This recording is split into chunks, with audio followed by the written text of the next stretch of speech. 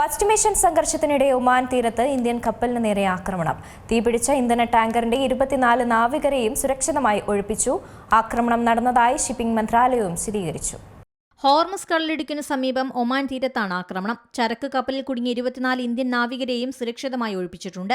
Drone ആക്രമണത്തെ തുടർന്നുണ്ടായ സ്ഫോടനത്തിൽ കപ്പലിൽ തീപിടുത്തമുണ്ടായെങ്കിലും നാവികർ സുരക്ഷിതരാണ്. കപ്പലിലുള്ളവർ സുരക്ഷിതരാണെന്നും ജീവനക്കാരെ മുഴുവൻ രക്ഷിച്ചതായും ഷിപ്പിംഗ് മന്ത്രാലയം ഡയറക്ടർ അറിയിച്ചു. ഒമാൻ തീരത്തു നിന്ന് ഏകദേശം 15 നോട്ടിക്കൽ മൈൽ അകലെ സഞ്ചരിക്കുമ്പോഴാണ് ആക്രമണം നടന്നത്. കപ്പലിന്റെ എഞ്ചിൻ റൂമിലുണ്ടായ സ്ഫോടനത്തിൽ കപ്പലിന് വിള്ളൽ വീണു. സ്ഫോടനത്തിൽ കപ്പലിലെ ലൈഫ് ബോട്ടുകൾക്ക് കേടുപാടുകളും സംഭവിച്ചു.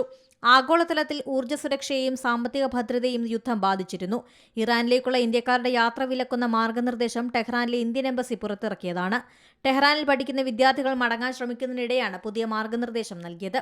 ഇസ്രായേലിലുള്ള ഇന്ത്യക്കാർ ജാഗ്രത പാലിക്കണമെന്ന് വിദേശകാര്യ മന്ത്രാലയം ആവശ്യപ്പെട്ടു. International desk C Malayalam news. ഏറ്റവും പുതിയ വാർത്തകളും വിശേഷങ്ങളും വിരൽത്തുമ്പിലറിയാൻ സി മലയാളം ന്യൂസ് എല്ലാ ഡിജിറ്റൽ പ്ലാറ്റ്ഫോമുകളിലും ലഭ്യം.